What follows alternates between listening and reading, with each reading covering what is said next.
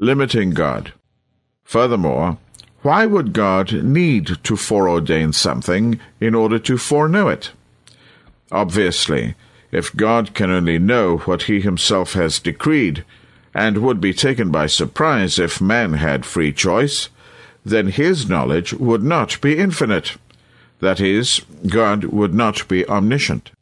Yet Calvinists persist in this unbiblical and irrational doctrine, which they imagine defends God's sovereignty, but actually diminishes it.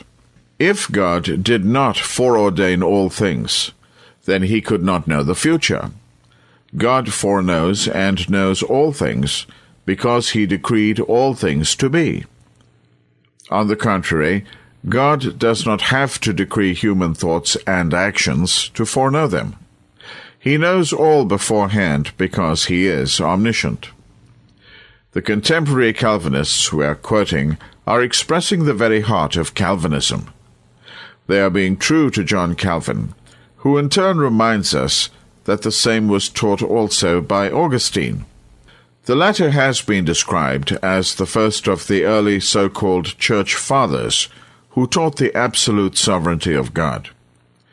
In his Institutes, Calvin acknowledged his debt to Augustine concerning God's predetermination of mankind's every thought, word, and deed, good or bad, including all evil committed.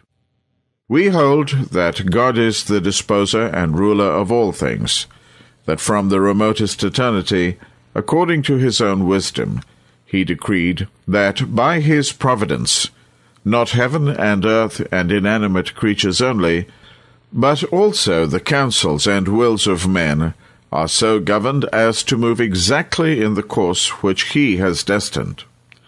In short, Augustine everywhere teaches that there cannot be a greater absurdity than to hold that anything is done without the ordination of God, because it would happen at random, for which reason he also excludes the contingency which depends on human will, maintaining a little further on in clearer terms that no cause must be sought for but the will of God.